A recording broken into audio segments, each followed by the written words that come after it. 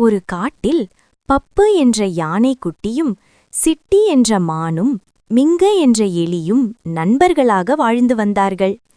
மூவரும் சேர்ந்து காட்டுக்குள் விளையாடுவது, பழங்களை சாப்பிடுவது என மகிழ்ச்சியாக வாழ்ந்து வந்தார்கள். ஒருநாள் நண்பர்கள் மூவரும் விளையாடிக் கொண்டிருந்தார்கள். அப்போது நம் மூவரில் நான்தான் பெரிய பலசாலி என்று யானைக்குட்டி பப்பு சொன்னது. நம் மூவரில் நான்தான் வேகமாக ஓடுபவன் என்று மான் சிட்டி சொன்னது. ஆனால் எலி மிங்குவோ எதுவும் சொல்லாமல் அமைதியாக இருந்தது. பிறகு ஒருநாள் மான் சிட்டி நண்பர்களான பப்புவையும் மிங்கவையும் பார்ப்பதற்காக துள்ளி குதித்து ஓடி வந்தபோது ஒரு வலையில் மாட்டிக்கிட்டது.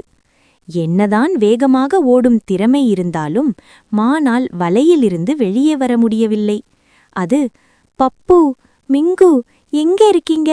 என்ன காப்பாத்துங்க, காப்பாத்துங்க என தனது நண்பர்களை உதவிக்கு அழைத்தது.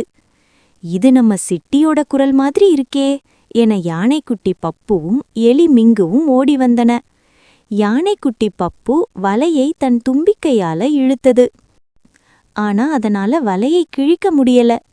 யானைக்குட்டி பப்பு சோர்ந்து போய் சொன்னது, என்னால முடியலையே என்று. அப்போ எலி மிங்கு, கவலைப்படாத சிட்டி, இந்த வலையை கிழிக்க நான் முயற்சி பண்ணுறேன் என சொன்னது.